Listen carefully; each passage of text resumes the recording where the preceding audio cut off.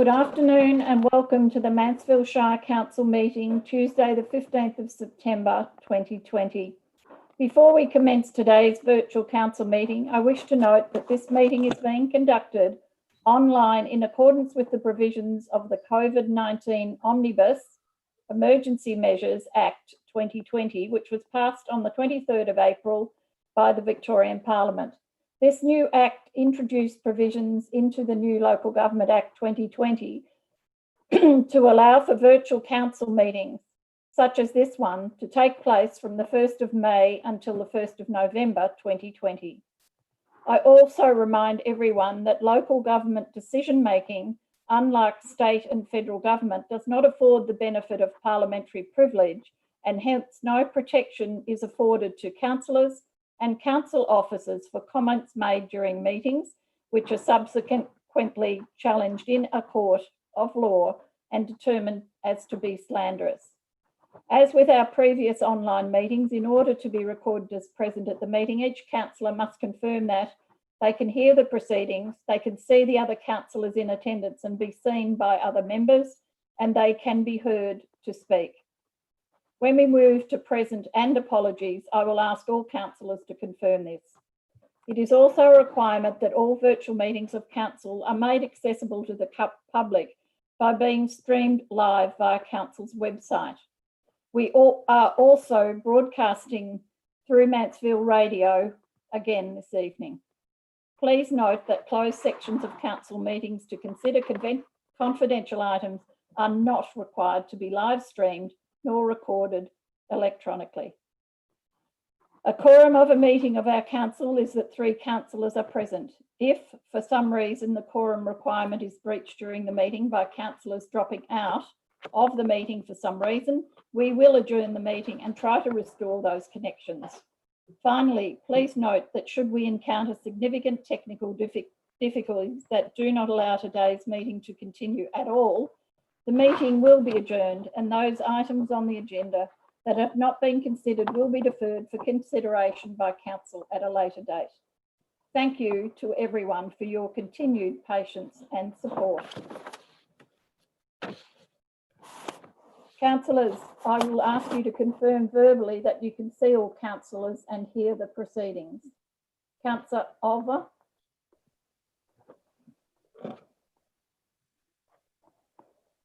You're on mute, councillor. I can press the button and go off mute, and I can hear the proceedings, see all the councillors and see all the council officers. Thank you very much. Councillor Sladden. I can hear the proceedings and see all councillors and council officers, Madam Mayor. Thank you. Councillor Volkring. Thank you, Madam Mayor. I too can see all councillors, council officers, and anyone else. Thank you. Councillor Westendorf. Madam Mayor, I can hear the proceedings and see all the councillors and council officers.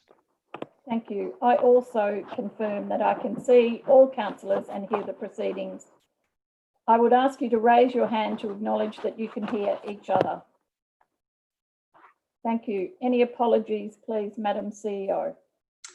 No, Madam Mayor, there are no apologies tonight. Thank you. I will read the statement of commitment and we'll ask each councillor to confirm their commitment after that. As councillors of Mansfield Shire, we are committed to ensuring our behaviour meets the standards set by the Mansfield Shire Councillor Code of Conduct and Councillor Charter. We will at all times faithfully represent and uphold the trust placed in us by the community. Councillor Olver.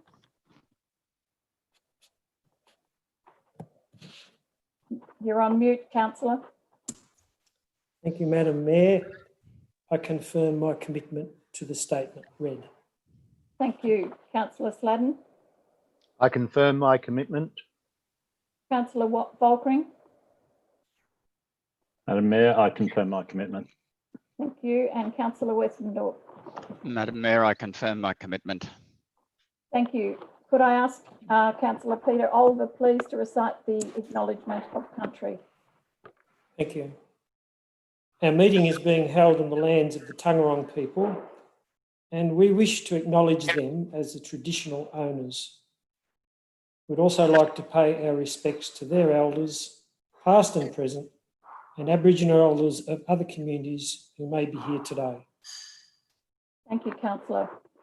Item number 6 is the disclosure of conflict of interest. I will go with each councillor and ask if you have any conflicts of interest to declare on agenda items today. Councillor Oliver. Thank you, Madam Mayor. To my best knowledge, I do not have any conflict of interest on the items today. Thank you, councillor Sladden. I have no conflict of interest in relation to any agenda item. Thank you, councillor Volkring. Thank you, Madam Mayor. Yes, I will excuse myself from item 13.2.2 in regard to the application by Mansfield Autism Statewide Services. I do believe I've stayed out of the decision making for anything regarding the property in question. So if I'm happy to step out for that particular item again tonight. Thank you, councillor Volkring. Councillor Westendorf. Madam Mayor, I have no conflict of interest with anything on the agenda tonight. Thank you. Are there any other conflicts of interest from officers, please? Through you, Madam Mayor, I will declare an interest in the confidential item 19.2, which is the CEO's 6-month performance review. Thank you. Thank you. And I declare that I have no conflicts of interest on agenda items. I'll move to item number 7, which is the confirmation of minutes. Could I please have a motion for that? And could the person moving the motion please read the motion out? Councillor Sladden.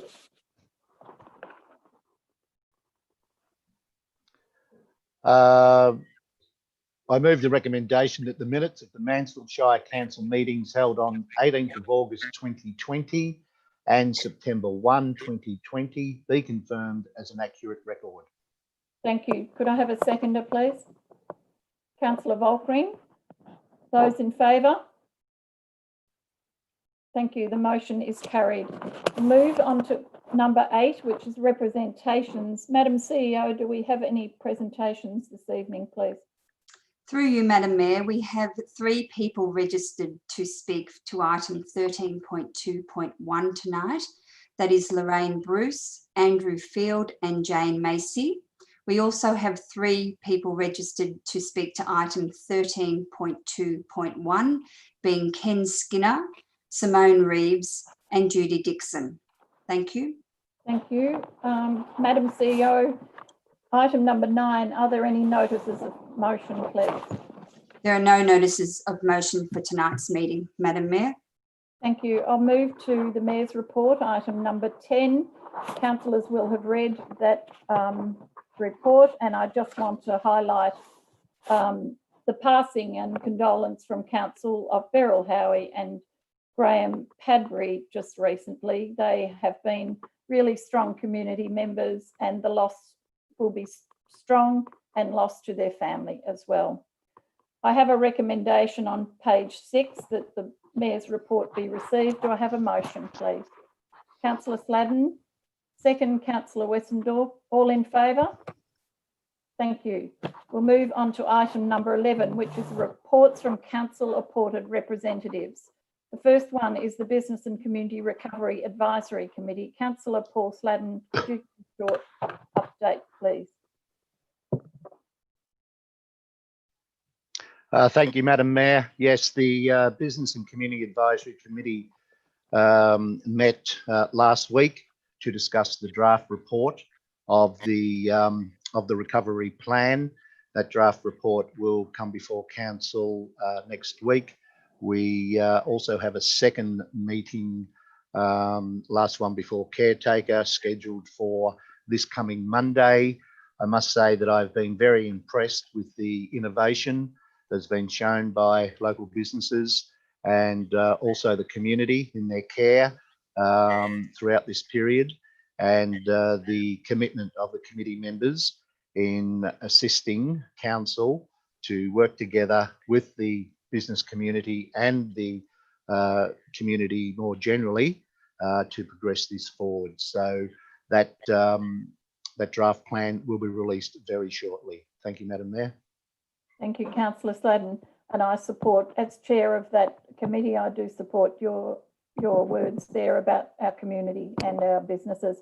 The next one is the Golden Broken Greenhouse Alliance, which I chair. I attended my last meeting of the ordinary meeting of the Golden Broken Greenhouse Alliance, which is made up of 12 councils across the northeast, plus the CMA and DELP, an amazing group of people who are working tirelessly around the climate change. The highlights of the meeting were about the business plan, advocacy that the Alliance puts forward to other alliances, but also to government for future funding opportunities, is that it is an alliance which allows many things to happen across the sector in those councils in the northeast, which would not be possible for any small council to do. Last week was the AGM, which highlighted through the annual report the achievements for the 12 months and looking to the future for different things around the electric vehicle charge stations and growing cooler green urban spaces in councils. So the next one is the Hume Region Local Government Network, which is made up of the Northeast Council CEOs and mayors. And we met recently on a strategic planning exercise to look forward to see the way the operation of the network might be and the purpose and the future. So it was very important. We move to the Audit and Risk Committee. Councillor Harry Westendorf will give us a short report. Thank you. Thank you, Madam Mayor. The Audit and Risk Committee met on the 31st of August and with full attendance there. There's nothing extraordinary to report. The VAGO auditor was there, and there was some discussion around the way in which some of our financial transactions are accounted. And so the discussion generally is that we will agree to differ with the VAGO auditor and continue to have our financial reports show more transparency rather than less, simply because I think we owe that to the community. So things like the reserve for the waste, we need to explain that more clearly to the community than would be done through the recommended processes by the auditors. The other point that came up was things like grant funding, which hasn't been acquitted yet. And there was a discussion about which year that should show up. And again, VAGO accepts the fact that we want to show it in a way that is more meaningful for our community. So there were no concerns from VAGO, or no material concerns. There were a few cosmetic things on the audited reports, but other than that, things are looking fairly good for that report in terms of the VAGO scrutiny of it. Thank you, Councillor Westendorf. We move to the Municipal Emergency Management Planning Committee. Councillor Paul Volkering, please. Thank you, Madam Mayor. Yes, we had a meeting last Tuesday, September the 8th, quite a productive meeting. So just a couple of quick things. We discussed the new Municipal Emergency Management Planning Guidelines that all councils are going to have to adopt. We also had a really comprehensive update from Council Officer Kevin Murphy regarding the pandemic, the current pandemic, so COVID-19 response. And I think it's appropriate to also mention the fantastic response from the Mansfield Shire community in adhering to the guidelines for regional Victoria. The SES pointed out that we are forecast to have a La Nina, or a strong possibility of, and they are on watch regarding that, so possible heavy rains for northeastern Victoria through to October, November. The SES are well placed to respond to that. Excuse me.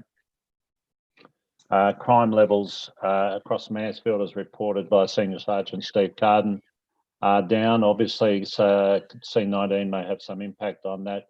But on a pleasing aspect, Steve was commenting that the family violence incidents don't seem to have had a spike in Mansfield. So that's a really positive thing for our community once again.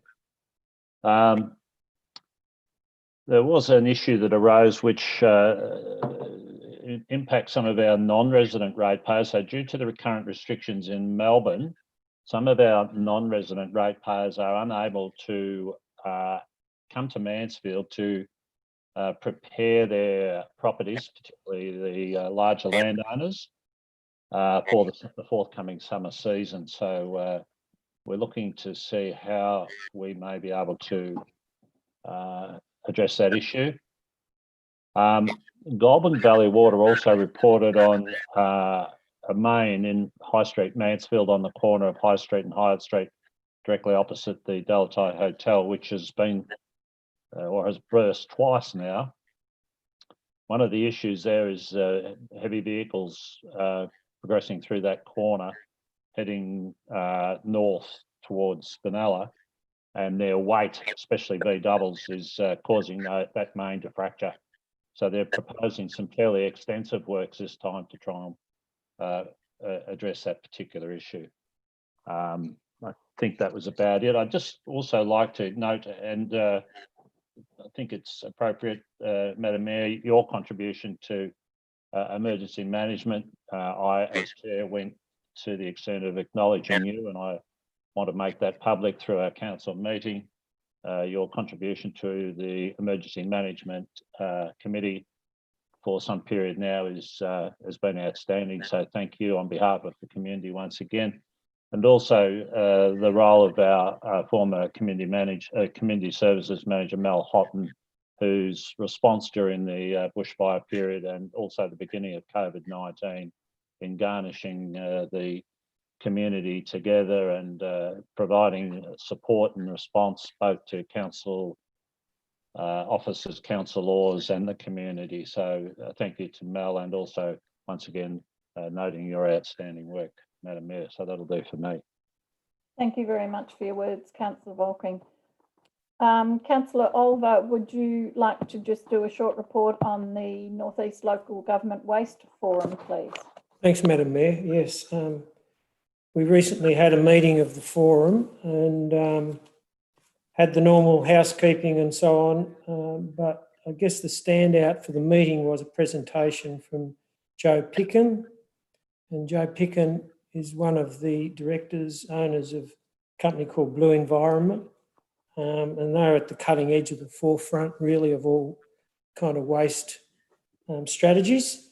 Joe is extremely interesting, and that Blue Environment is engaged by the Federal Department of Ag, Water and Environment to come up with a national waste report every 2 years. So the last one was, and this started in 2010. So every 2 years since then, they've updated and come up with a new strategy or report. And so 2018, if you want to, anyone wants to Google Federal Department of Ag, Water and Environment and have a look at the National Waste Report, it's really interesting. What Joe and his team does is they consult with all the states and private industry, and they put together the current picture of what's happening to waste or happening with the waste space right around Australia. So very interesting.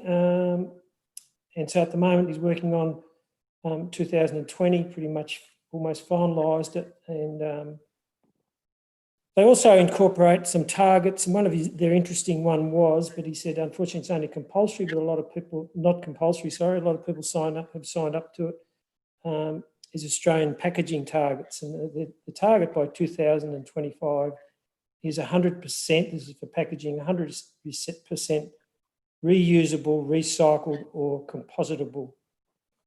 So yeah, it was really interesting. Thanks for that. Thank you, Councillor Olver. Any other councillors want to comment on any of the appointed committees?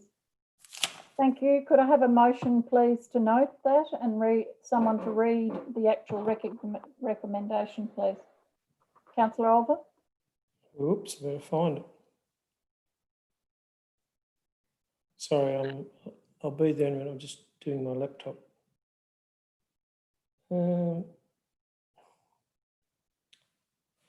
that council note the verbal reports provided by councillors in relation to their representation on external committees. I'd like to move Thank that. you. Could I have a seconder, please? Councillor Volkering, all in favour? Thank you. The motion is carried. Item number 12 is public question time, where council welcomes questions from the community. A question must be submitted by midday Monday prior to the council meeting, and the Ask a Question form is available on council's website. We have one question this evening, which I will read the question and then the response. The question has come from Dave Bennett, and the question is, please inform us why the Mansfield rubbish tip was closed while no other rubbish tips in Victoria were shut down under the same COVID guidelines.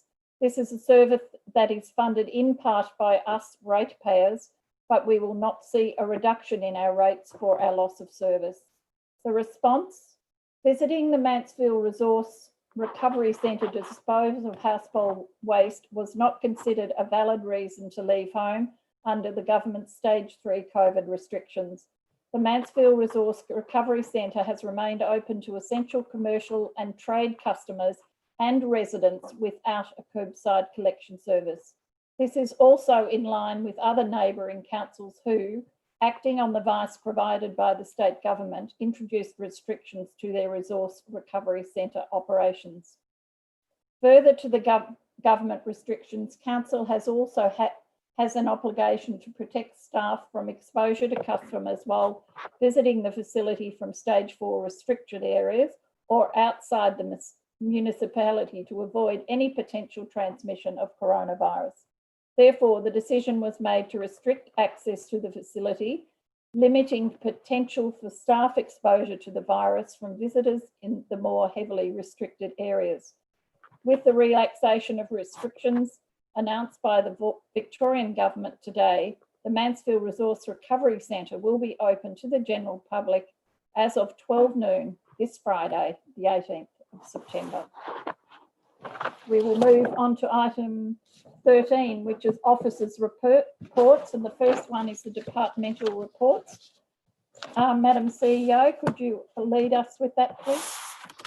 Thank you, Madam Mayor. There's a number of reports there indicating the activities over the last month or so. I'll take the reports as read and happy to answer any questions.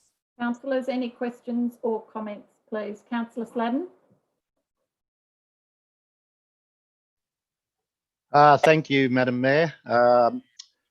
I'd just like to highlight the Human Resources Departmental report, and to see that we finally have, in my mind, a modern and streamlined staffing structure at Mansfield Shire Council with the recent appointment of the General Manager of Community and Corporate Services. In the interim, we have Ms. Jenny McMahon, and I'd like to welcome Ms. Jenny McMahon to the position, who will be with us until, I believe, the 9th of November, when Mr. Chris Snook will take over.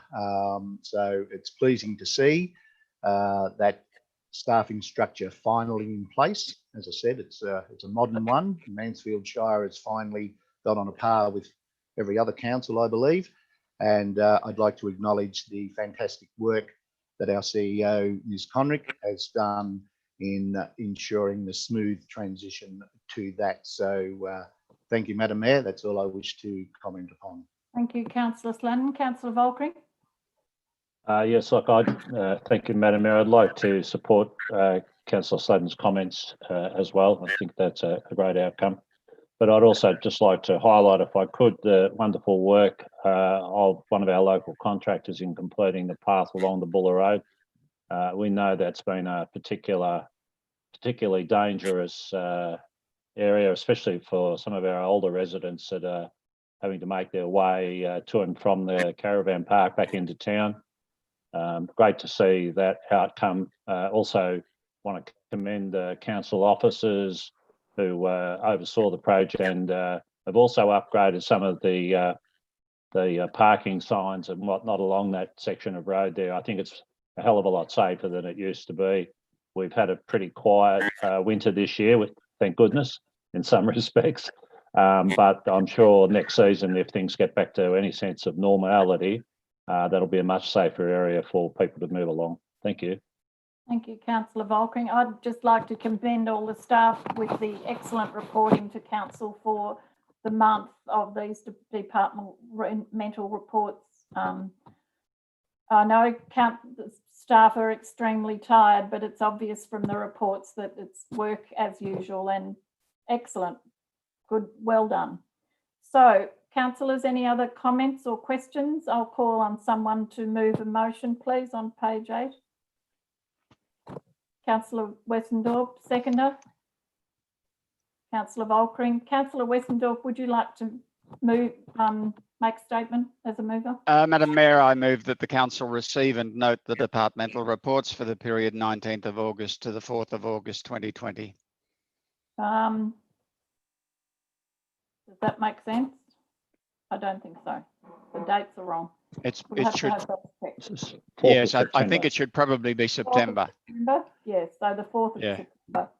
Seconder, Councillor Volkering, you wish to second? All in favour? Thank you. I'll now move on to infrastructure and planning. 13.2.1, application for planning permit, number P046/20, the use and development of land for a service station, display of business identification signage and the creation of access to a road zone category 1, 25 to 27 Malcolm Street, Mansfield. And we have presentations this evening and we will just wait. We have Lorraine Bruce, who is an objector, who will be speaking first. Each of our speakers have 3 minutes to speak. Letting Lorraine in now. Thank you. And we have presentations this evening and we will just wait. We have Lorraine Bruce, who is an objector, who will be speaking first. Each of our speakers have 3 minutes to speak. Letting Lorraine in now.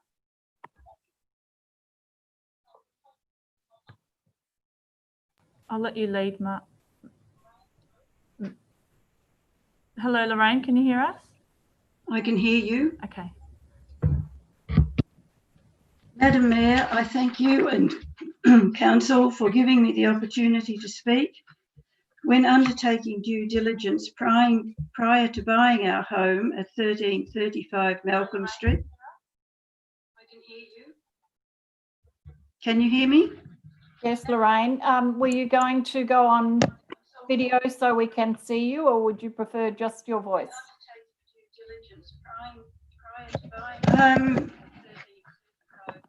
Go ahead as is. Thank you. Thanks, Lorraine.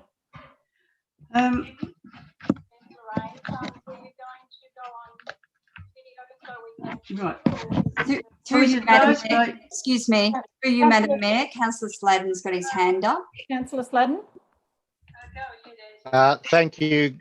Maybe if we can ask Mrs. Bruce to please turn her radio off, because it is because it's on delay that is coming back through. So Lorraine, if you could please turn your radio off, that'd be great. Thank you. Okay, thank you. I will start at when undertaking due diligence prior to buying our home at 1335 Malcolm Street, I contacted council and spoke with Amor Twarfick. I was advised by him that because the land was in a general residential zone, although zoned commercial 1, there could only be a non-invasive development on the land with passive use. This development does not fit that criteria.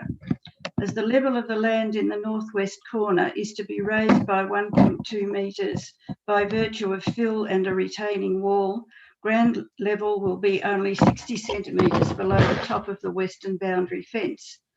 With the building 6.92 metres high above that, it will certainly cut out light from our east-facing windows. The acoustic fence is planned to be 1.8 metres high on the original ground level in this area. It will be of little benefit as it will only have 60 centimetres above the new filled level.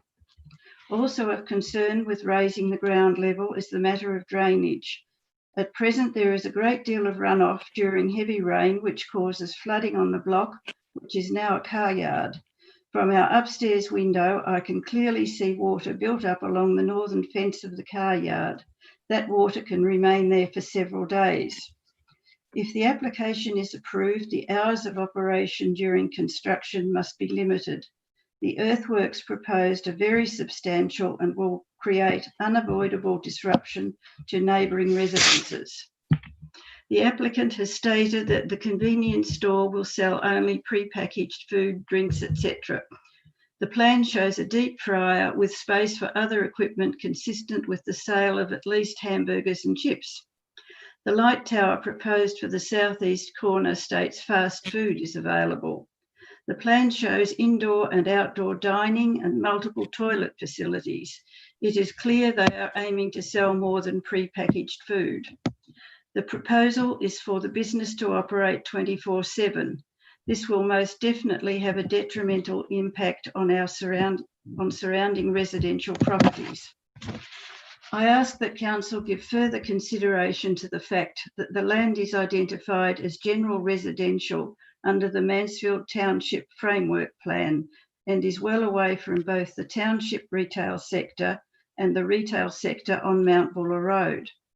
This land is not included in the proposed commercial footprint Mansfield Town Centre, which forms part of the Mansfield Commercial and Industrial Strategy 2020, which is to be considered by Council at this meeting. The fact that this land was a Shell service station 20 plus years ago should have no bearing on this application. That business was closed and the premises demolished. I was advised at that time that the reason for its closure was traffic congestion on that corner.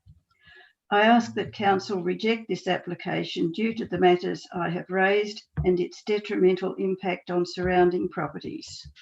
Thank you. Thank you very much, Mrs. Bruce. Councillors, are there any questions of Mrs. Bruce, please? Councillor Olver. Hi, Lorraine. It's Councillor Peter Olver here. Thanks for your presentation. I have a question in relation to the land next to you. At the moment, I'm just wondering about the level of noise, the level of artificial light, the level of smells or fumes or whatever from that site at the moment. Is there any nuisance from that site? No, there isn't. So none at all. The amenity is good as the moment? Yes, it is. Thanks, Lauren. Thank you very much. Councillors, any other questions? Thank you very much, Mrs. Bruce, for joining us this evening and for your presentation. Thank you. Thank you, Madam Mayor. Thank you, councillors.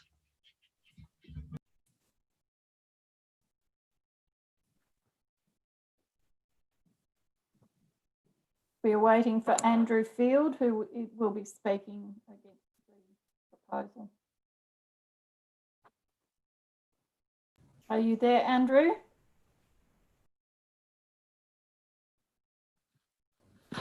You're on mute, Andrew. Just unmute.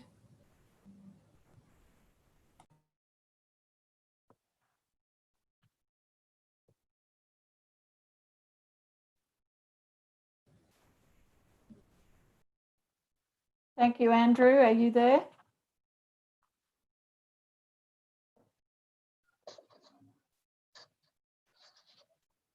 Okay, can you hear me? We can. Thank you very much indeed. Do you have video or you're I just... do indeed, and Thank that you. should be working now. That's fantastic. Thank you very much indeed. Thank you, We're all- councillor. Sorry. Thank you. You have Thank you, 3 councillor. minutes, Mr. Field. 3 minutes, right. Thank you. Okay.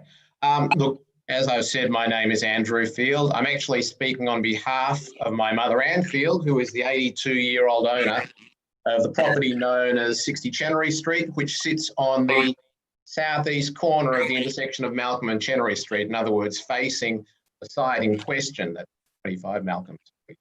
This is a property which has been in our family since 1934, when the house there was built by my grandfather, George. My mother's objection does not relate so much to the application to run a service station, because as we've heard, there was one, or there has been one, operating there for most of the last 60 years. The objection relates to the hours of operation, and specifically the hours after 8 p.m, running all the way through the night for the early hours of the morning up until 6 a.m. This is on account of the expected increased noise, signage and lighting pollution which will accompany the operation. As with most properties in the vicinity of the site, my mother's house is a residential property. It's where people live, it's where they sleep, it's where they eat. Were the site typically in a commercial zone, I don't know if the objection would carry too much weight. However, the zoning of the site as commercial is clearly an anomaly. On the zoning map, the site appears like an island separated from the main commercial zone in High Street. It is in fact the only commercially zoned site in the area, and it's faced on 3 of its 4 sides by residential properties. And indeed, but for the recent subdivision, it'd be faced on 4 sides by residential properties. Although the applicant has relied on the close proximity of other commercial facilities, the only other visible commercial operation within 300 metres is in fact Martin's Garage, and I will just say it's closed every day from 5:30 p.m. The area is plainly residential and the Mansfield Township framework reflects this. A walk around the site reflects this, and residents of Mansfield, I think, would plainly see this as well. In relation to the noise, during the daytime, this intersection is extremely busy, but at night time, it's almost dead, even at the peak of electricity. The applicant has conceded that there will be additional noise and traffic. That's why it's been suggested that acoustically treated timber fencing will be put in to protect those residents to the west, but nothing's been provided for the residents on the other side of Chenery or Malcolm Streets. No doubt if the operator intends to operate in those later hours, the early hours of the morning, they'll be seeking to attract customers and the resulting noise. In circumstances where the area is clearly residential, where the commercial zoning is out of place and noticeably out of place, and such operation will be harmful to the evening amenity of surrounding homes like my mother's, and the necessity of running a 24-hour-a-day operation at this site at those times has not been established, I submit that in fact this part of the application should not be approved. That is of course a matter for you, the council, but that is my mother's objection and submission. Thank you. Thank you, Andrew. Mr. Field. Councillors, are there any questions of Andrew, please? There don't appear to be any questions. Thank you, Andrew, very much for your submission. Thank you very much.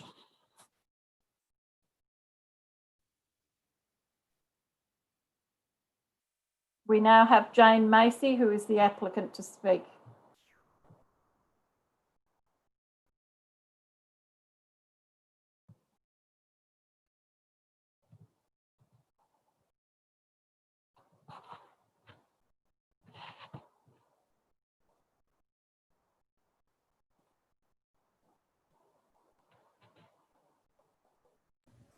Hello, Jane. Can you hear us? You've just got yourself on mute, but you're in the meeting now.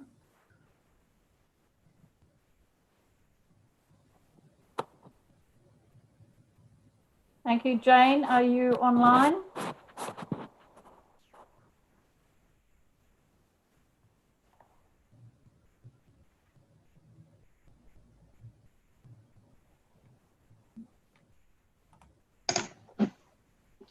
Are you there, Jane? I am, yes. Thank you. Thank you very much. We can see you. You have 3 minutes to present. The councillors are on screen. Okay. Thank you, Madam Mayor, and thank you, councillors, for the opportunity to speak to you this evening.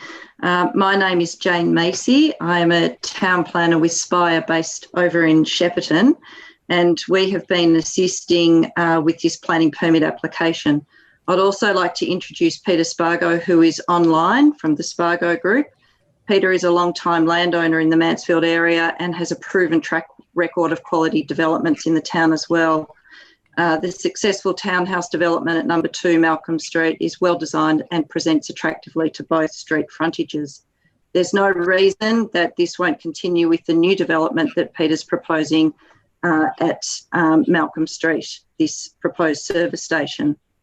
It represents a significant investment into the town, an investment of approximately $2 million, which is a significant investment at this time, particularly during the COVID pandemic. And it is an investment that will utilise local trades and services for the construction, and lead to the employment of between 15 and 20 local job opportunities. The site's been selected because it is a commercially zoned property. It's in a commercial 1 zone as per the Mansfield planning scheme. It also abuts a road in a road zone 1. Its previous use as a petrol station gives it some weight as an existing previous use, and it is ideally located for a service station. The design has gone through a number of iterations and we feel it's responsive to the site's context. The main activity areas face away from the immediately abutting residential properties, and there's an acoustically treated fence, which is a common design feature where anything that abuts a residential area is implemented. There will be landscaping along all boundaries, so the development will present attractively onto both street frontages. We've worked diligently with the council officers and the local authorities to understand the requirements, and we're happy to comply with the requirements and the regulations of those authorities, including hours set during any construction period through construction management plans, which would be enforced by the council. We have had a good look at all of the issues raised in the submissions to the proposal, and in response to those, we've offered to work with adjoining property owners in terms of fence heights, fence colours, the location and the placement of lightings, including sensor lights if that was a desired outcome by the adjoining property owners, and of course landscaping with the ability to provide some input into species selection and location. We feel at the moment that the site currently presents a security risk because it's vacant and undeveloped and unsupervised. The development proposes an activation of this site, thereby increasing the security and surveillance of that area. Sensor lights can be positioned appropriately, and the property will be covered by CCTV and surveillance cameras operating 24/7. So there will be a capture of all activity that undertakes on the site. The drainage, there's a number of proposed conditions which will address all of those issues to do with drainage. There's no plans to provide fast food. Fast food is another word for food that's just readily available when people go in to provide their payment for their petrol. There will be the ability to heat up pre-packaged food like pies and sausage rolls. But there's certainly no plans to turn this into a fast food chain type restaurant. The number of toilets complies with the building regulations, and all other design features comply with the building regulations for what the purpose of that convenience store is. In terms of traffic circulation, we've had a number of discussions with RRV. The plan has undergone various iterations to comply with their requirements, and Regional Roads Victoria has given approval to the proposal. In summary, we believe the development presents a net community benefit to the Mansfield community. It represents a significant investment into the town. There will be provision for local employment opportunities and the use of all local trades and services during the construction and ongoing employment. The development will include attractive landscaping, and it will be well presented to all boundaries and all interfaces. And importantly, it's a vacant, unutilised site on one of the main roads in Mansfield. It will be given a new life, a new lease on life, and a meaningful purpose with an attractive built form. So we encourage you tonight to consider this application favourably as one that really does provide a net community benefit to Mansfield and its community. I'd like to thank you all for your time tonight, and I'm happy to respond to any questions.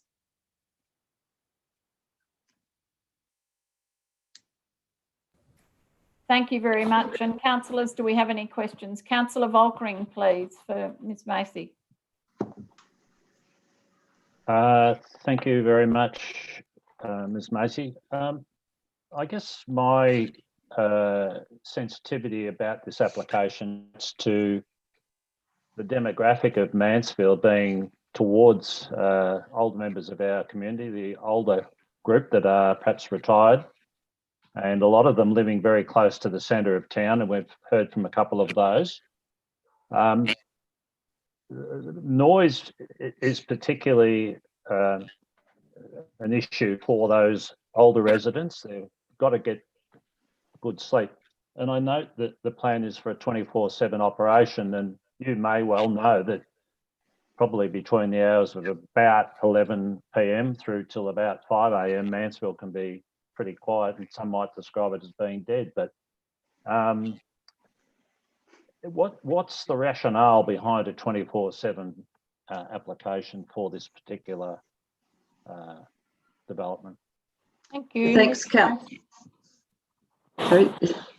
Councillor Volkering, for your question. The rationale behind the 24/7 is to provide the ability that if the demand was there, that the operator could operate for 24/7. Certainly the operators won't be continuing operations into the nighttime hours if the demand for the use of the petrol station isn't there.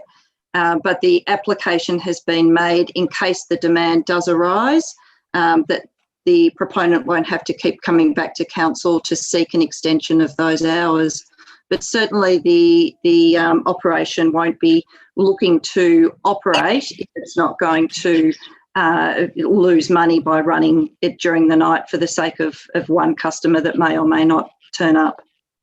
But it's really to give that flexibility in the future. Thank you very much. Councillors, are there any other questions? Councillor Olver. Hi, Jane. Thanks for that. Just you say it's not proposal's not for fast food, and it just might have a pie warmer or something like that. It's a bit confusing that on the plans there's obviously a deep fryer in the kitchen. So if it's just heating up like pies and so on, what's the deep fryer there for?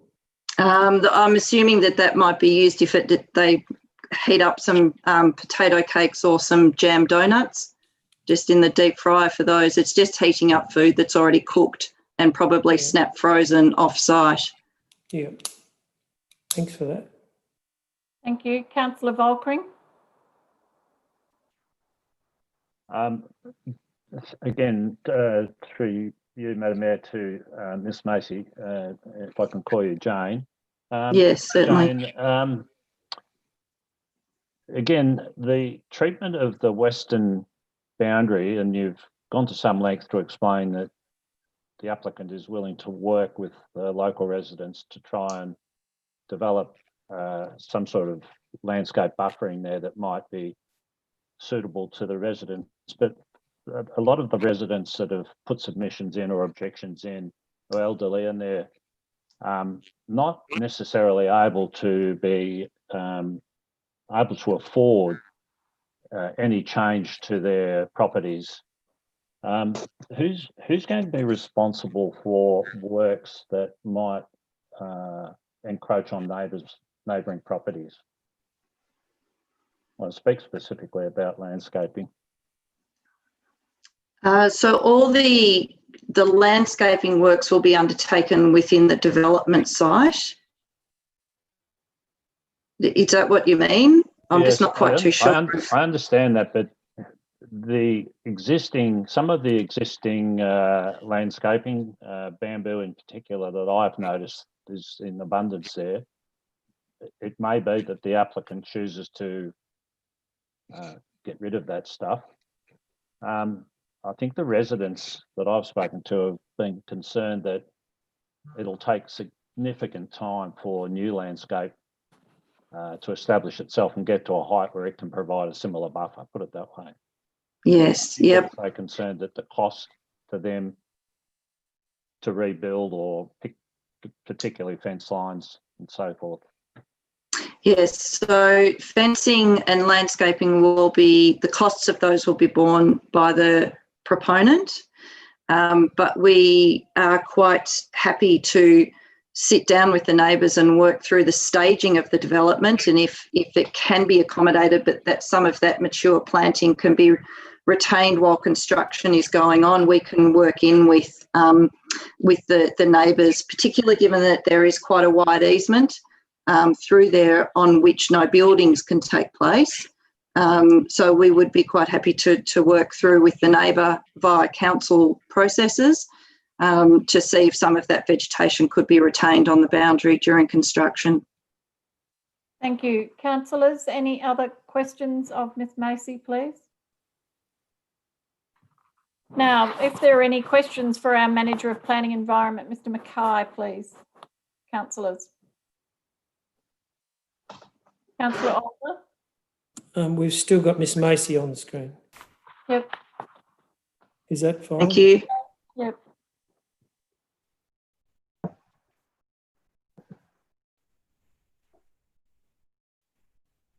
Councillor Alder? Yeah, thanks. Thanks. Thanks, Ms Mayor, Madam Mayor. I've got a question for Ben. Hi, Ben. So, Ben, even when I asked the question to Ms Macy about cooking facilities, it's very vague in the application. It's very vague in the plans as to the extent of the cooking facilities on site. And as far as I can see, we've got no condition there that restricts what they could provide in terms of cooking. If this proposal was passed, it went through today, would there be any barrier stopping one of the major fast food providers from buying it and operating that and providing fast food? Mr Mackay? Yep, through you, Madam Mayor. So I think that the fundamental point to this proposal is the convenience store or the convenience shop as opposed to a convenience restaurant being proposed. So the convenience shop is restricted in size and defined as being able to sell food, drinks and other convenience goods as opposed to a convenience restaurant which talks about being able to sell food and drink for immediate consumption and is more in line with those ultra-processed food organisations that fall into that sort of category. So I think the approval of the application as a convenience shop as opposed to a convenience or a store as opposed to a convenience restaurant would give an element of security to council. Thank you. Councillors, any other questions? Sorry, thanks, Ben. Follow-up question. On the conditions, which there's 54 of, when I see that many conditions, that really worries me. So with that sort of number of conditions, first of all, if this goes ahead and the conditions are not met, how is it monitored? How are the conditions measured? Who does that and what's the process if the conditions are not met? Yep. Mr Mackay? Through you, Madam Mayor. So the council's planning enforcement officer is responsible for ensuring that development follows conditions on planning approvals. So that would fall into the remit of the planning enforcement officer to follow up and ensure compliance. Thank you. Councillors, any other questions of the manager? Councillor Sladden? Thank you, Madam Mayor. Mr Mackay, I'm just interested to get your clarification on the site context. As the report clearly indicates, the zoning is commercial 1 zone in the planning scheme. However, the Mansfield structure plan has it classified as general residential. Now, I am aware that a petrol station is permitted within general residential with conditions, but I'm just still not certain how we have this anomaly between the structure plan and our planning scheme. Could you enlighten me, please? Thank you. Mr Mackay? Through you, Madam Mayor. So it certainly is an anomaly where you wouldn't, I haven't seen it too often, where the framework plan identifies a different zone for the site than what the scheme actually proposes in the zoning. How that occurred, I couldn't hazard a guess. I wouldn't be able to help in that regard. I wasn't here at the time, and I don't understand how the framework plan could have, I guess, proposed a different zoning to other than what is currently zoned. Only to say that it certainly is a mix-up and is something that needs to be looked at and rectified, and that falling back on the hierarchy, that the zoning within the planning scheme takes precedent over any other, I guess, planning mechanisms that are in place. So it is an anomaly, but we can only fall back onto the zoning within the planning scheme. So just to clarify, the planning scheme takes precedence over the township framework. Correct. Through you, Thank you. Madam Mayor, correct. Thank you. Councillors, Councillor Oliver? Thanks, Madam Mayor. Another question, sorry, Ben, about the conditions. Condition 24, about the amenity of the area, says the use and development must be managed so that the amenity of the area is not detrimentally affected through A, the transport of materials, goods or commodities to or from the land. So at the moment we've got an empty block of land, basically. Some at the back may be different. So amenity can't be detrimentally affected through the transport of materials, goods or commodities to or from the land, or B, the appearance of any building works or materials, or C, the emission of noise, artificial light, vibration, smell, fumes, smoke, vapour, steam, soot, ash, dust, wastewater, waste products and so on. We've got a facility with a deep fryer, so we're going to have smells coming out the stack from the deep fryer, the exhaust fan. We've got vehicles coming on and off the side, or trucks. We've got, we could have loud motorbikes. We could, some of these motorbikes with straight out exhaust come and park and rev up. We've got cars, artificial light. Well, if this goes through, the thing's going to be very well lit. At the moment, it's not lit at all, that site.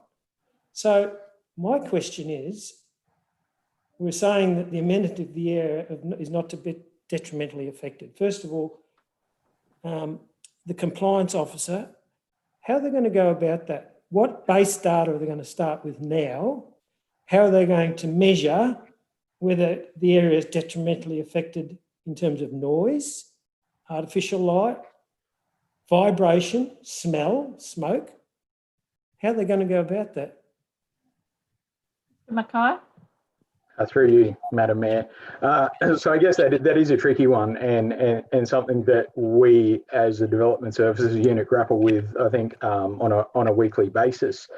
The important thing, I think, in this case is to, I guess, first, the baseline, as was proposed, is the fact that a service station will be operating potentially from the site. So that would be the baseline.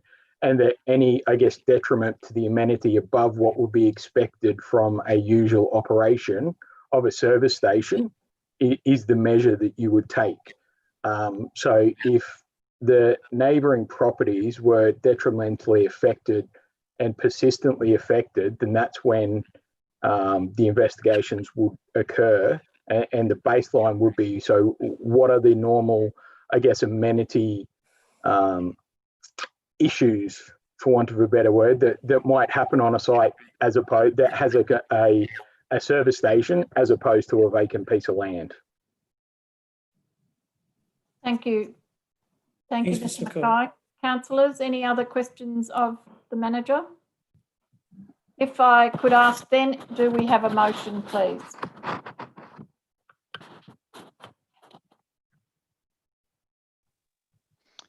Councillor Sladden? Could you let us know what your motion is, please? Certainly. Madam Mayor, You don't have to read all the pages. well, you won't get me reading all the pages either. The recommendation as written on pages 19, well, that's of the agenda. Yeah. I just got to scroll through how many pages it is. 19 to 15 to 22, I have. yeah, well, yeah. Sorry, I'm reading the whole agenda. I've got 26 of 134, but because of the confidential items. So what did you say? 15 to 22. 22. Through Thank you, you. Madam Mayor, if I can, it might be better just to say as on the in the agenda, that because if you put the page numbers in and they're different, it might be Correct. Yeah. Thank you. As per the agenda. Thank you. Thank you. Do I have a second to the motion? Councillor Volkring. Do I have anyone opposed to the Councillor Olver, you're opposed to it. Councillor Westendorf opposed. Madam Mayor, not opposed. I'd like to move an amendment to the recommendations as proposed by Councillor Sladden. through you, Madam Mayor. Councillor Sladden needs to speak to his motion first, please. Councillor Sladden, will you speak to the motion, please? I will, Madam Mayor. Thank you. While I acknowledge the anomaly of the planning scheme and the Mansfield Township framework, I do accept that this is an investment that is a significant investment into the town and the Shire.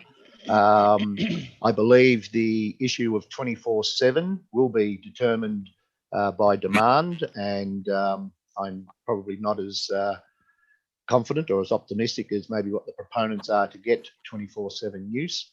However, given the permit conditions that are put in place, I believe that they are sufficient to protect the amenity of the residential areas. Thank you, Madam Mayor. Thank you. Councillor Volkring, would you like to speak to the motion? Thank you, Madam Mayor. Yes, look, I concur with Councillor Sladden's comments, and I'm comfortable, if you like, with the integrity of the submission. I'm also of the view that some of the issues raised by the objectors are going to be sensitively dealt with by the applicant and those working for the applicant. So I think I've said enough. Thank you. Anyone against the motion? Councillor Westendorf, do you want to present an alternative motion? Thank you, Madam Mayor. No, not an alternative motion. I'd like to add one more condition to the recommendation. With the I guess probably just to add it as a complete condition rather than trying to change some of the wording under the existing conditions. It's to do with acoustic fencing, and my amendment would be along the following lines. Prior to the commencement of any works, a plan demonstrating the design of the acoustic fence must be submitted to and approved by the responsible authority.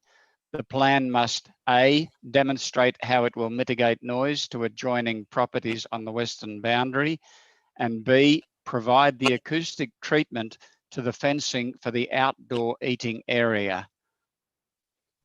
Thank you. Madam Mayor, there is an ambiguity in the current conditions that it talks about the acoustic fence applying to the boundary fence, but not to that around the dining area. Do I have an acceptance, Councillor Sladden, that become the motion? So, Madam Mayor, you have an amendment on the table. It needs a seconder. Have a seconder for the amendment, please. Councillor Sladden, thank you. Thank you, Madam Mayor. Yes, I'm prepared to accept that amendment. Thank you, and second that amendment. Sorry. Thank you. Is there anyone against the amendment, which is now the motion? So the amendment is carried, Madam Mayor, and yep. Thank you. Thank you. Thank you very much, everybody, and thank you for our presenters tonight. No, Madam Mayor, I'm sorry, the amendment's carried, but you have a substantive motion still on the table to vote to. So we now have a motion to be voted on. So those in favour? So sorry, Madam Mayor. No, you've got to Sorry. get married to. So you may have some speakers. You have a new motion there, which is, you have the substantive motion. So you do need to keep call for any speakers. Councillor Westendorf, would you like to speak to the motion? Madam Mayor, no, I'll pass on that. I believe that Councillor Oliver might have opposed the motion, and I'll defer to him to speak. I've called for opposition to speak. Councillor Oliver, would you want to speak? I've asked some questions before, thanks, Madam Mayor. My opposition to the development has to do with the position. If it was in another area in town, appropriate area in town, I would think it'd be fantastic for the town. But I'm really concerned about our residents in town. I'm concerned about the amenity of our residents in town. People move to Mansfield or live in Mansfield because of our natural environment, because of our quietness, for all those reasons. And that gets eroded away, I think is a real shame. So I vote against it in that particular position. Thank you. We have a motion. Can I call for those in favour, please? Those against? Carried. Thank you very much, everyone. We move on to item 13.2.2. The use and development of land as an education centre, training facility, accommodation, camping and recreation facility, 3-lot subdivision at 128 Olgaves Road, Mansfield. Councillor Volkring will leave the meeting. Thank you. We have some presenters, so we will wait for those to come. Firstly, it is Mr. Skinner, who is an objector to the application.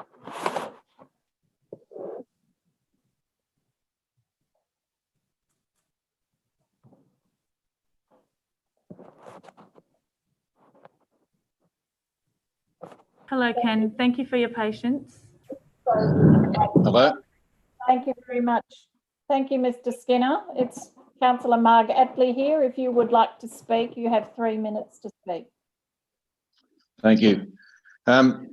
Firstly, our objection's not about having a mass community as neighbours. The benefits to the student and community immediate area are obvious, but the application is difficult to understand from the lack of detail and the disregard for our enterprise and our property rights as neighbours. Firstly, which planning application is still being considered? There were initially 2 for lots 2, for either 2 lots or 3 lots. The council website this afternoon still shows the application for a 2-lot subdivision, which I thought had been withdrawn. Well, I understand we're considering a 3-lot subdivision. What's there? The version of the plan, which version of the plan of the proposed development's being considered? Because I've had 3 versions of the plan so far, and none of them show any of all the buildings or their size or positions. What's being approved? How does any of this satisfy the requirement that the development proposal be advertised to all interested parties prior to consideration by council? This is not just a holiday camp. Uses include, but not restricted to, the medical consultations, educational facilities, training, residential, camping and recreation, and associated development, whatever that includes. Buildings include, but not restricted to, an education centre for pre and primary age school, administration block, a range of on-site facilities for user groups, a student residential block, short-term accommodation for teachers and families, family camp residences and facilities that may also be hired out by groups, animal therapy facilities, sensory gardens, recreation facilities. By their own assessment, up to 190 staff, medical consultants, family, and perhaps some clients as well might be occupying the site, with 30 or 40 overnight in the main area and up to 60 in the so-called camping area. This is a major development, especially in a residential area with no sewage connection. The officer's recommendation includes an extension of the permit from the usual 4 years to 10 years, and that all future planning and building applications be considered and approved by the Council Planning Office with no further consideration by Mansfield councillors or the community. As there is no master plan available, what is being approved? This point is highlighted by the application preceding this one on the agenda. As you note, the conditions on that application do not require further plans, as these documents are available as part of their application. The same cannot be said for this application. It appears the mass has been rushed for approval before the council and community have any idea what the development involves. How can it be approved when it supplies no details of what's to be constructed or where it's to be constructed? Contrary to the officer's report, the land capability is marginal without soil remediation and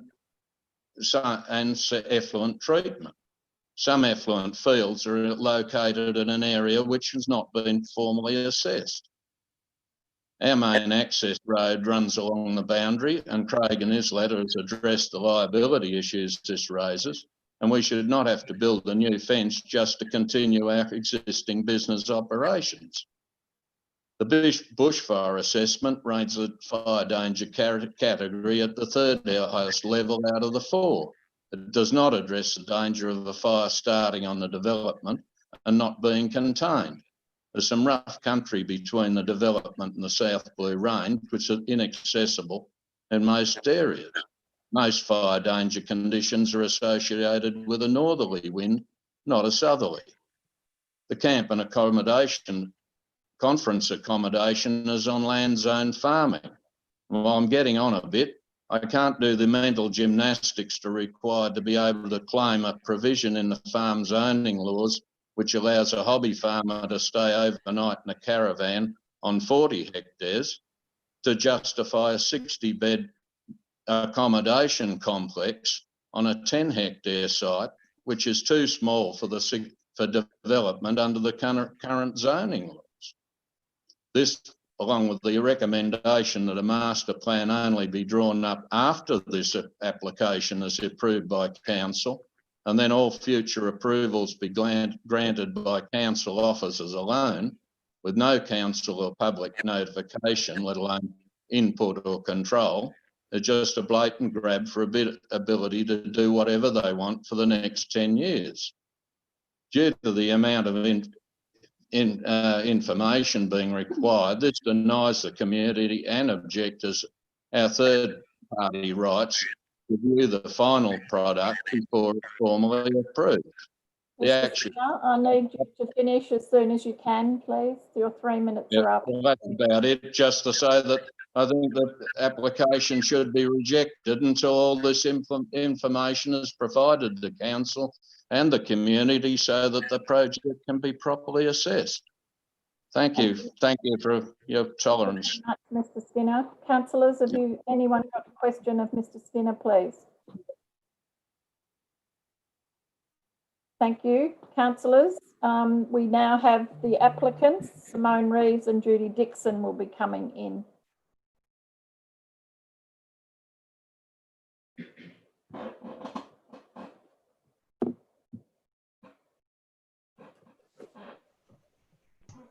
So we'll have both the applicants in at the one time.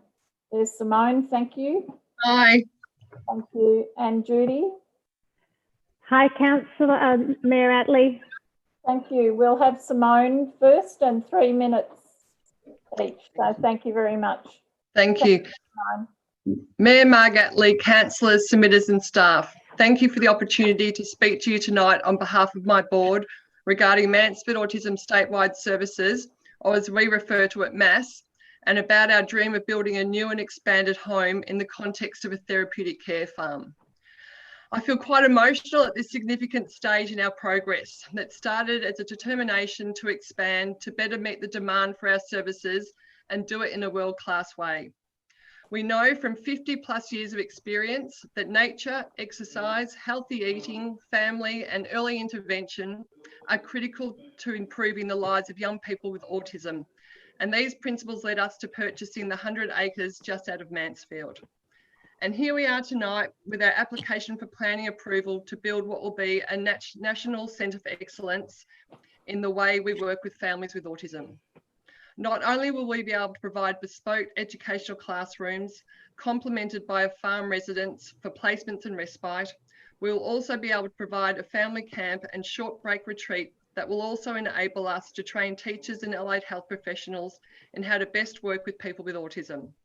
The incidence of autism is rising and our wraparound model of service provision works, and we want to be able to share our knowledge. We've named our project Operation Game Changer because it will not only transform the lives of our students and clients and their families, but also because it will help transform Mansfield Shire's economy. It will build its resilience and its diversity. We already employ 120 people and will more than double that figure, providing stable year-round employment in jobs from everything from cooking, gardening, cleaning, administration, allied health, teaching and residential care. The media we have generated over the past number of months has been extraordinary and has cast a lens on the attributes Mansfield brings for education and lifestyle. Mansfield Shire already has a significant education and outdoor education industry and reputation. We have the perfect backyard, and we expect the investment in our expansion will attract and inspire others. It's a very exciting time for us here at MASS.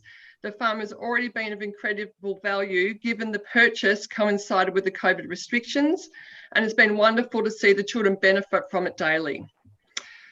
We've made great progress with council's support in advocating for our project for funding, and we certainly have a huge and diverse community of support. I would thank council for recognising the alignment of Operation Game Changer with Mansfield Shire's community and economic development objectives, and for identifying it as a project of significance in the economic development strategy and council plan. We're also very appreciative of council's in-kind support in waiving the planning fees associated with our application.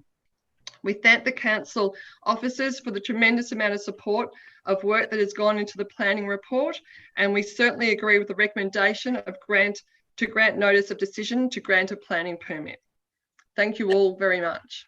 Thank you. Councillors, any questions of Mrs. Reeves, please? I don't think so. Thank you so much. Thank you all. Judy Dixon, thank you. Could you speak to council? Thank you. Mayor Margaret Lee, councillors, submitters and staff, I'd like to draw your attention to the broad support of Operation Game Changer.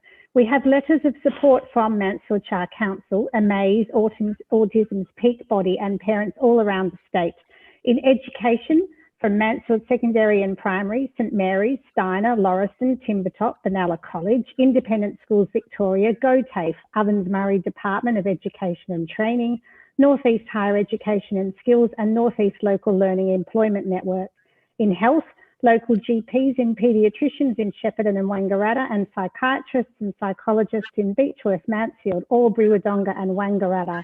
In disability, from Access Your Supports, Care Services DHHS East, Co-ability and Winter Sports Australia. In child protection, Ovens Murray Region and Goulburn area of DHHS. But you've heard enough from me. GP Will Twycross said, when the bushfires of 2006-7 struck our community and coincided with the GFC, state and federal governments came to the Shire's aid to finance the construction of the $15 million Great Victorian Rail Trail. This strikes me as a very similar time of fires and economic crisis. To begin building some of the elements of this master plan would, in a similar way to our previous time of crisis, provide a major infrastructure project and a major economic stimulus in one package with ongoing employment opportunities and provision of vital disability services. Len's Julie Aldous said the potential for MAS to provide certificate training for relevant skills for its clients, its staff and the community will ensure an income stream and an enviable workforce development structure.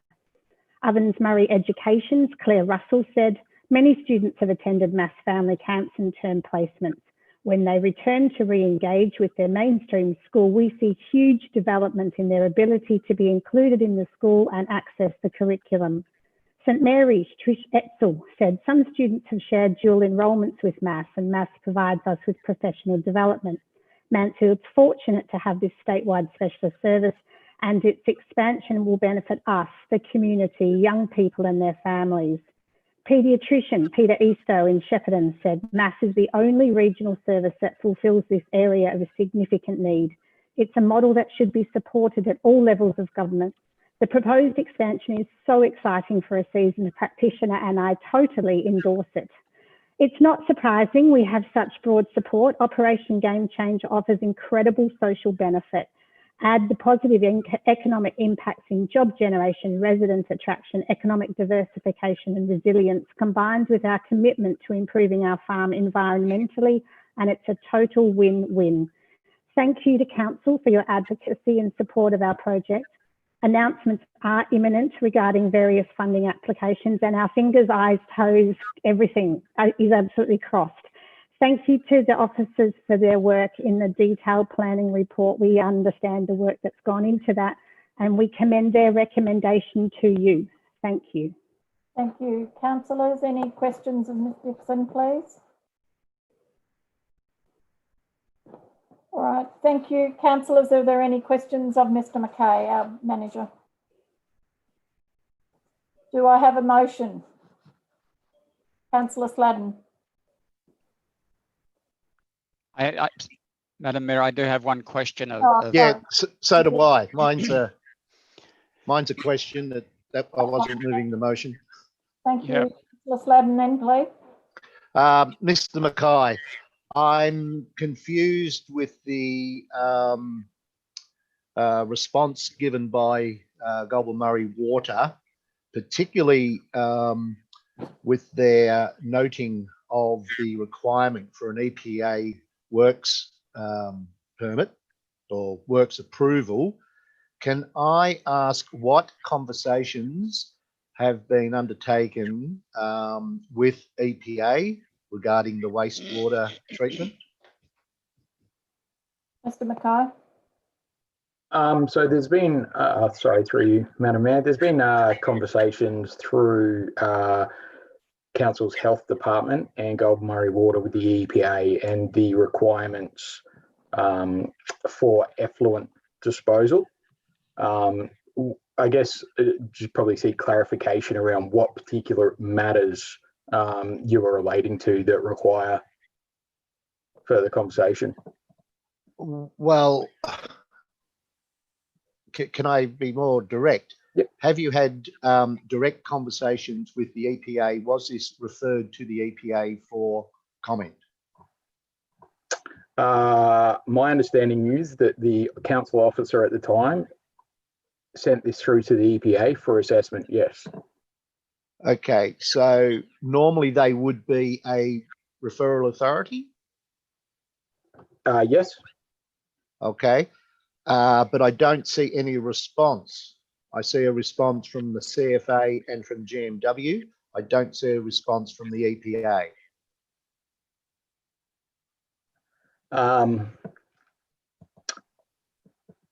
Yes, I guess that's noted. My understanding is that the EPA requirements were only for a certain, I guess, level through the land capability assessment. I would have to go back through the records to see what they were referred to, whether they were referred to as a Section 52 authority or whether they were referred through to comment. I couldn't provide that level of detail at this stage. Okay, so my concern is specifically on page 29 of the agenda under the Goulburn Murray Water, and it's the second dot point there that says that given that a minimum daily flow of up to 10,800 litres could be produced by the camp and conference centre alone on Lot 3, it seems likely that an EPA works approval is required. An EPA works approval is triggered when wastewater production exceeds 5,000 litres per day in accordance with the EPA Code of Practice on site wastewater management. Given that that minimum daily flow on one lot only, it just, to my mind, beggars belief why this has not gone to the EPA unless the LCA, the Land Capability Assessment, was approved by the EPA. Would that be the case? Through you, Madam Mayor, I couldn't give you certainty in regard to the EPA signing off on the LCA at this stage. My understanding is that they have seen it, but like I said, I can't provide that certainty at this stage to say that they have definitely seen it. And they have no concerns with that. Okay, so if planning permit is given, an EPA works approval will be sought, and would there be any option for neighbouring properties to be consulted on as part of that process? I'm not sure of the EPA works approval process in regard to the extent of their consultation for that. I would assume it was a site-specific requirement that doesn't require, I guess, broader engagement with neighbouring properties.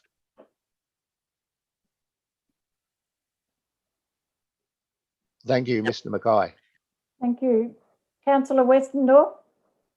Yeah, my question to Mr. Mackay is what we're being asked to do at this point is to approve a 3-lot subdivision, and I'm wondering what the need is to have the subdivision in the first place when it's all, at this point at least, all part of the same operation. And does this open the gate for Mass at some point to sell off undersized blocks in a farming area, for instance? I'd be interested in the rationale for why they need to subdivide the land into 3 pieces when they're operating the whole lot. Yeah, through you, Madam Mayor. I'm not sure of, I guess, the premise as to why they want the 3-lot subdivision. There is a clause in the scheme, however, 6403, that provides that council is capable of approving subdivisions for lots that are generally of a lower size than what's normally required if those 2 lots are in different zoning. So we have a zoning anomaly on this site where the site is both rural living and farming zone. So there is a clause within the scheme that allows for those sites subdivision to be approved for those lower lot sizes in those certain instances. Thank you. I still feel very uncomfortable about this. It kind of defeats me. Thank you. Thank you. Councillor Olver? Thanks, Mr. Mackay. So rural living, which is part of the area, that allows subdivision down to what size?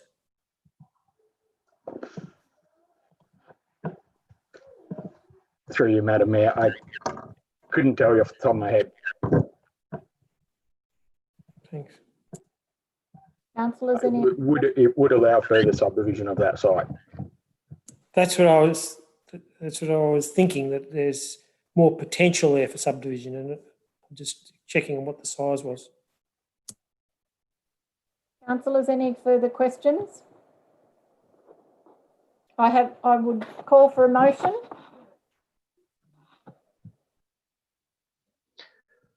Councillor Sladden. Oh, I'm already unmuted, sorry. Madam Mayor, I am prepared to move the recommendation as detailed on pages, thank you, in the agenda. Sorry, we won't mention pages as per the last one. I am happy with the permit condition, particularly condition number 9. While I do have some reservations about the wastewater disposal, condition 9 does insist that an EPA works approval or a permit to install is required. So therefore, I'm prepared to move this recommendation. Thank you, Madam Mayor. Councillors, do I have a seconder for the motion? Councillor Olver, would you like to speak to the motion? Councillor Sladden? Look, this is a very significant development for the Shire. As the proponents have labelled it, it is a game changer for the Mansfield Shire community. We are well familiar with the excellent reputation and the work that Mansfield Autism Statewide Services has completed over the past 50 years. And a therapeutic care farm, I believe, would be a welcome addition to the Shire. Therefore, I do fully support this, subject to the conditions that are as listed. Thank you. Thank you. Councillor Olver, would you like to speak as a seconder to the motion? Just briefly, and I'll echo the comments from Councillor Sladden. The work that they do is absolutely amazing, and the potential for this development is enormous. So, yep. Thank you. Do I have anyone against the motion? I'll put the motion to councillors to vote. Could I have a show of hands, please, if you're in favour of the motion? The motion is carried. Thank you, and thank you to the presenters this evening. We'll move to item number 13. Excuse me, Madam Mayor, I'll just get Councillor Volkering back in. Oh, thank you. We'll be moving to item 13.2.3. You want to go? I think. You sure? Huh? Thank you, Councillor Volkering. We're moving on to item 13.2.3, Amendment to Heighton Manor Development Plan. Councillors, are there any questions of Mr. Mackay, or do I have a motion? Councillor Olver. I'm happy to move the recommendation. Recommendation becomes the motion. Do I have someone second the motion? Councillor Sladden, would you like to speak to the motion, Councillor Olver? No, I think it's self-explanatory there.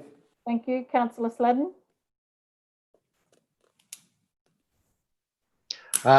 My only comment, Madam Mayor, is that this is an issue or an application that has been on the agenda for quite some time, and I am pleased that to see it finally come to some resolution. So I do thank both the proponent and the council staff for their work on this, because, as I say, it's been hanging around for a long time. Thank you. Thank you, Councillor Sladden. Anyone against the motion? I'll put the motion. Those in favour? That's carried. Thank you. We'll move on to 13.2.4, the draft commercial and industrial land use strategy. Councillors, do I have any questions of our Manager of Planning and Environment, Mr. Mackay, please?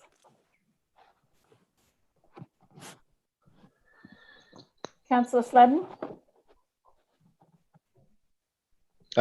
Thank you, Madam Mayor. Again, I seek clarification with the wording of the recommendation. In terms of council endorses the draft commercial and industrial land use strategy for public exhibition and feedback. I just want to clarify, Mr. Mackay, that council is not adopting this strategy. It's a draft strategy that will go on exhibition for public comment. Is that correct? Mr. Mackay. Through you, Madam Mayor, that is correct, Councillor. This is a draft strategy purely out for community consultation and feedback. Thank you. Councillors, do you have any other questions? I will call for a motion. Does someone have a motion, please?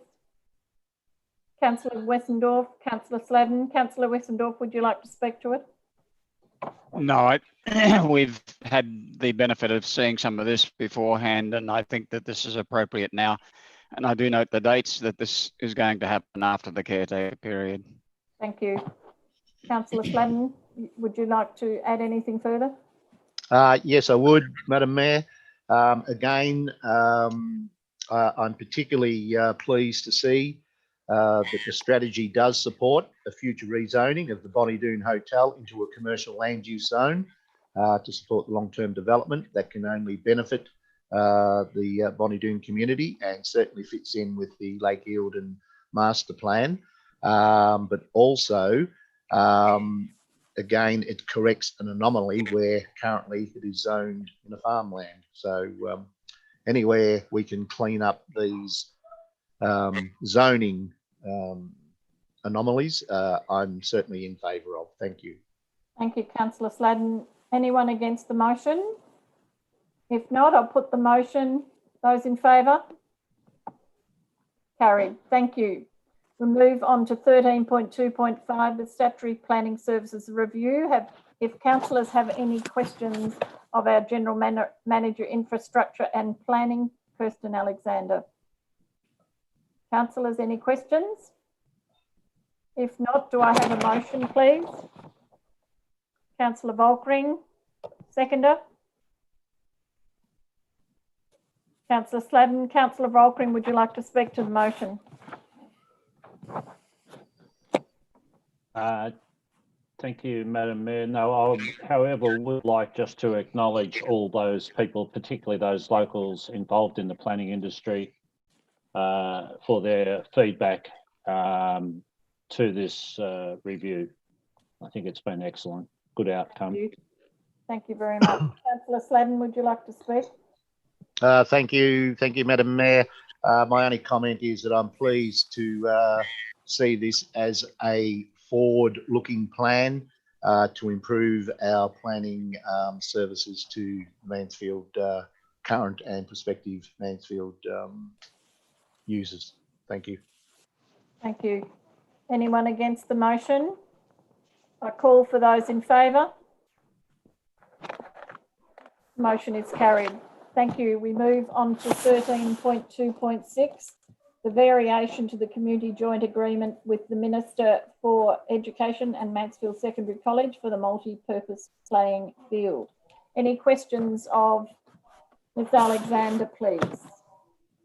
Councillors.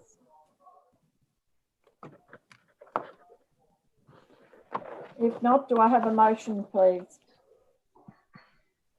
Councillor Westendorf, Councillor Volkring, seconded Councillor Westendorf. Councillor Volkring, would you like to speak to the motion?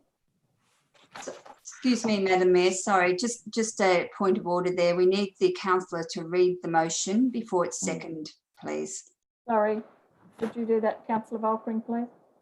I will, Madam Mayor. Thank you for that, Madam CEO as well. Thank you. The recommendation is that Council authorise the Chief Executive Officer to sign and affix Council's common seal for the for the variation to the Community Joint Use Agreement between the Minister for Education, the Mansfield Secondary College Council and the Mansfield Shire Council for the multi-purpose playing field.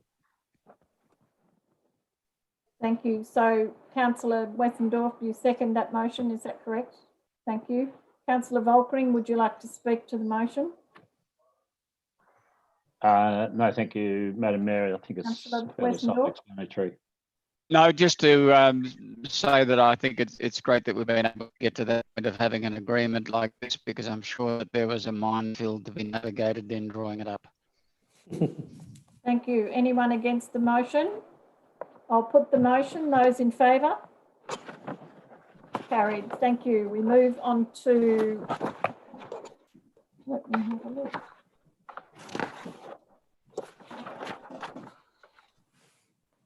(13.3.1) Community and Corporate Service Directorate Governance and Management Checklist 2019-20.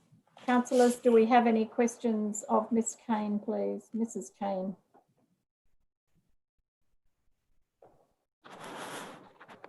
Thank you. Councillors, then, do we have a motion? Councillor Wessendorp, do you mind reading the motion, please? Thank you, Madam Mayor. I move that we receive and note the governance and management checklist 2019-2020, and we authorise the Mayor and Chief Executive Officer to sign the governance and management checklist 2019-2020 for the purposes of the 2019-2020 annual report. Thank you very much. Seconder for that motion? Councillor Olver. I'll put the motion. Those in favour? Thank you. We'll move to item 13.3.2, Mansfield Performing Arts Centre Strategic Development Report. I'll just bring in Kirsten Lingard. Yes, thank you.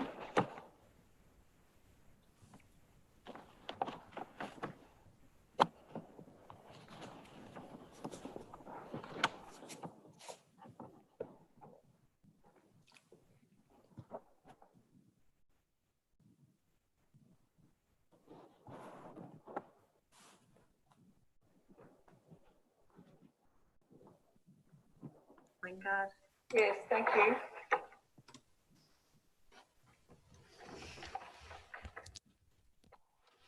Thank you, Kirsten Lingard, our Senior Coordinator of Community and Economic Development. Councillors, for this item, Mansfield Performing Arts Centre Strategic Development Report. Councillors, do we have any questions of Ms Lingard, please? Yes, thank you.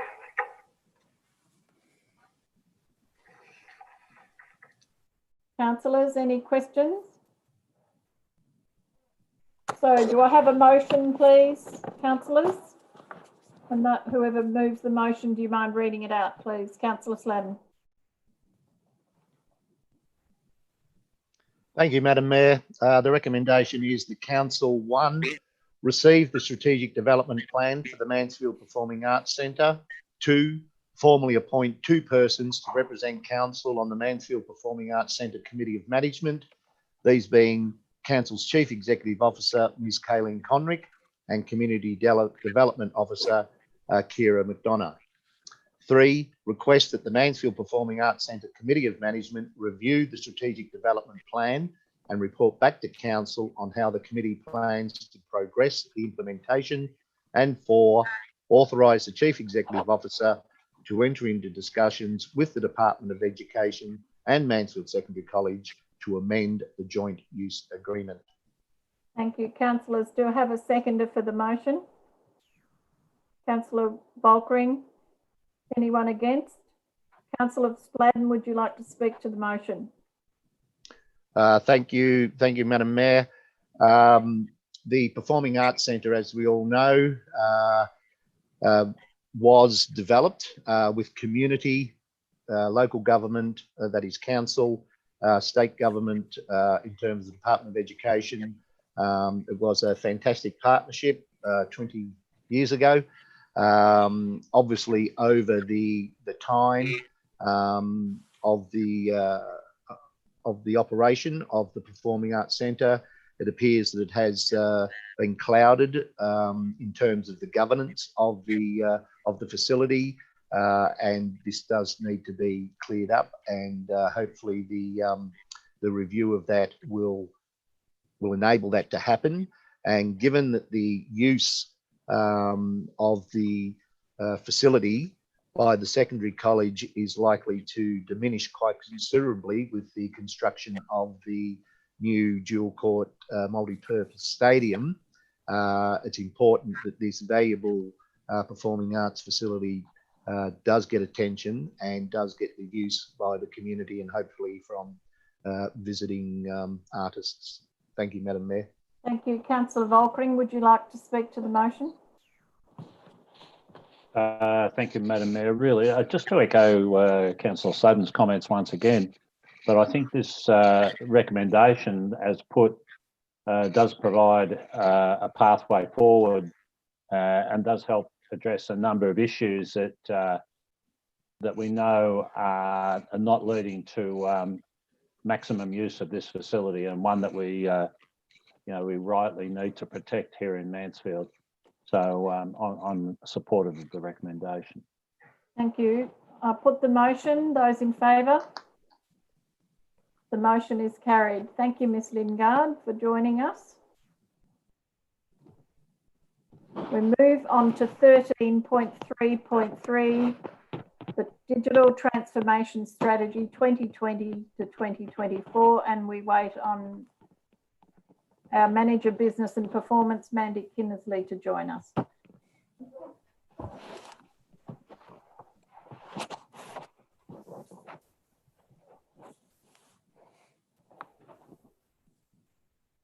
Thank you. Welcome, Mandy. Councillors, do we have any questions of our Manager for Business and for Performance, please, on the strategy? Councillor Volkring? My question is really about financial commitment. Does the adoption of this recommendation lock us into that level of expenditure? Ms Kinnersley? Through the Mayor, no, it doesn't. So what will happen is that this will lock in the direction that we will take, and then each year through the annual budgeting process, individual business cases for all the different projects will go through that process, and council will get to make those allocations through the budgeting process. Thank you very much. Councillors, any other questions or comments? Could I call for a motion, please, and the councillor read the motion? Councillor Volkring? Thank you, Madam Mayor. The recommendation is that Council endorse the Digital Transformation Strategy 2020-2024, presented as attachment 1 to this report, specifically the vision statement, the strategic positioning, the strategic pillars, the objectives, and the summary of the roadmap. Thank you. Thank you. Do I have a seconder, please? Councillor Olver. Anyone against? Councillor Volkring, would you like to speak to the motion? Thank you, Madam Mayor. While what I've seen of this strategy, I'm really impressed with, and I think it is going to enable a far more efficient organisation in the longer run, and I'm really excited by the prospects. So I do hope that over the coming period of time, however many years it takes, that it is resourced and it does come to fruition. So I think it's an exciting opportunity for our shire and our community. Hopefully we'll streamline a lot of our operations, and we've seen how they can sometimes go awry.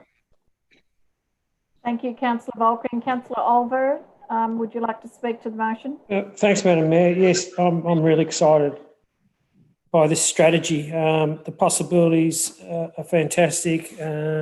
Possibilities of working together with other councils, as outlined when we had a briefing on this, and the customer focus, like the advantages for our community. The potential is so exciting. So, yeah. Thank you very much. Anyone against the motion? I put the motion. Those in favour? Carried. We'll move on to 13.3.4, the Financial Report and Performance Statement 2019 to 20. Councillors, do we have any questions or comments to Manager of Business and Performance, Ms Kinnersley? Councillor Sladden? Thank you, Madam Mayor. Ms Kinnersley, could you just explain to me the reason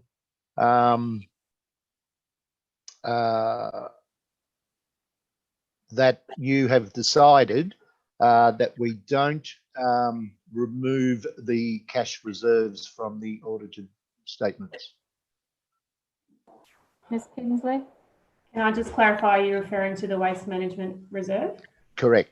Yes. Okay.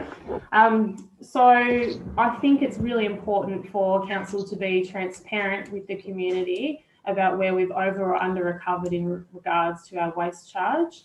By having it listed there in the financial statements, it makes it very clear to that community, and it becomes part of the audited financial report. Thank you. Councillors, any other questions? Thank you. Could I have someone move a motion, please? Councillor Westendorp, seconder, Councillor Sladden. Councillor Westendorp, would you like to speak to the motion? Madam Mayor, if we could just have the motion, read please. it out, please. Yeah, Madam Mayor, I move that we adopt in principle the financial report and performance statement of Mansfield Shire Council for the year ended 30th of June 2020, and we authorise the Mayor, Councillor Mark Attlee, and the Deputy Mayor, Councillor Peter Olver, to certify the financial report and performance statement of Mansfield Shire Council for the year ended 30th of June 2020 as adopted in principle by Council, subject to any changes required by the Victorian Auditor General's Office. Thank you. Do I have a seconder for that, please? Councillor Sladden. Councillor Westendorp, would you like to speak to the motion? Only to reinforce what Ms Kinnersley said about the reserves, and this calls back to what I said earlier in this meeting about the need for us to have greater transparency with some of our reporting. And so we go a step beyond what the Victorian Auditor General's Office has suggested with their agreement that we can continue to report it that way. Thank you. Councillor Sladden, would you like to speak to the motion? No. Thank you. I will put the motion. Those in favour? Thank you. That is passed. We'll move to the finance report, the 1st of July 2020 to the 31st of August 2020. Councillors, any questions of our Manager of Business and Performance? Ms Kinnersley, please. No questions. I call for a motion. Councillors, do I have a motion? Councillor Volkring? Seconder? Councillor Sladden? Councillor, could you read the motion, please? Was that me you were talking to, Madam Mayor? Yes, sorry, Councillor Volkring. That the recommendation is that Council 1 receive the year-to-date financial report for the period 1 July 2020 to August 31, 2020, and 2 endorse the carry forward projects from the 2019-2020 budget to the 2020-21 budget. Thank you. Would you like to speak to the motion? Madam Mayor, I think councillors have been very busy astutely going through it all. I don't think I need to add anything more to it. Thank you very much. I call the motion. Those in favour? Thank you. That is carried. We move to item 13.3.6, the appointment of an independent member to the Mansfield Shire Audit and Risk Committee. Any questions of our Manager of Business and Performance, please, councillors? If not, could I please have a motion? Councillor Westendorp, would you read the motion, please?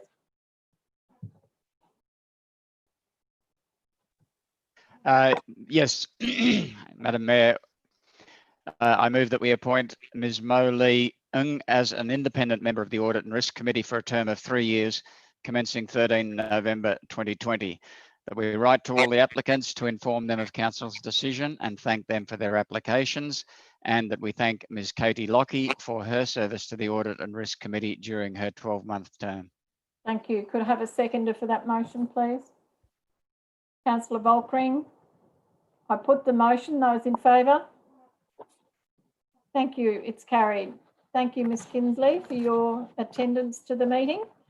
We move to item 14, the Assembly of Councillors. Madam CEO. Thank you, Madam Mayor. The report's there for Council's consideration. It details the assemblies of Council over the last month. Thank you very much. Could I have a motion, please? Councillor Volkring, could you please read the motion?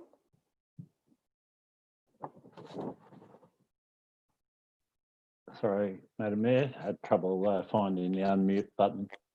The recommendation is that Council receive and note the Assembly of Councillors report for the period 18th of August to the 1st of September 2020.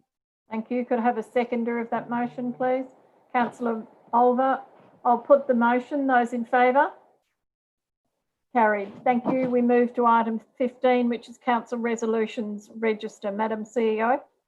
Thank you, Madam Mayor. Just for councils and as an update, the resolution register indicates the resolutions that have been completed over the last month and the ones outstanding. Thank you. Thank you, councillors. Could I have a motion, please?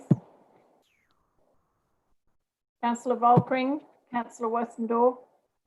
Do you want to speak to the motion? Councillor Volkring, would you mind reading it out, please? Thank you, Madam Mayor. The recommendation that council receive and note the council resolutions register as at 9 September 2020. Thank you. Thank you. I'll put the motion. Those in favour? Thank you. It's carried. Item number 16, advisory and special committee reports. Madam CEO. Thank you, Madam. There are no reports for that section. Thank you. And item 17, the authorisation of sealing of documents. The same, Madam Mayor. There's no documents to present to council for sealing tonight. Thank you very much indeed. Item number 18 is the closure of the meeting to members of the public. Council has the power to close its meeting to the public in certain circumstances, and this evening it is meeting to consider confidential items.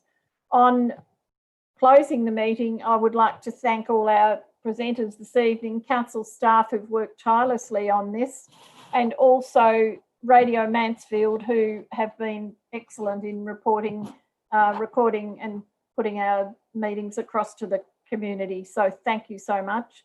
Councillors, I have a motion on page 91. Could I have someone move that and read it, please? Councillor Westendorf, and a seconder. Sorry, Councillor Volkring, sorry. And a seconder, please. Councillors, Councillor Sladden, Councillor Volkring, would you mind reading the motion, please?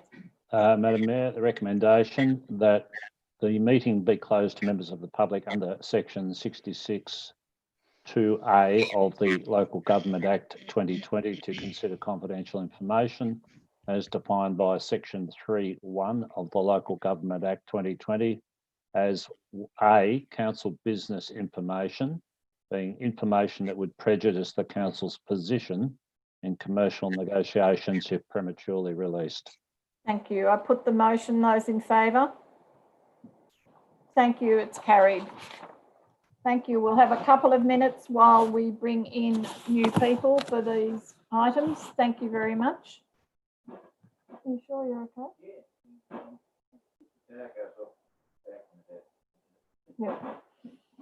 Councillor Sladden. Madam Mayor, could I move a motion to suspend standing orders?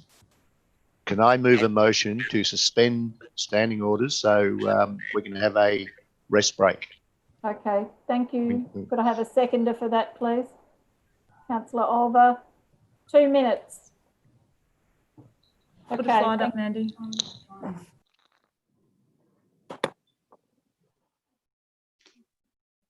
Councillor Volkring, we're having a 2-minute break. Thanks. You tell me now.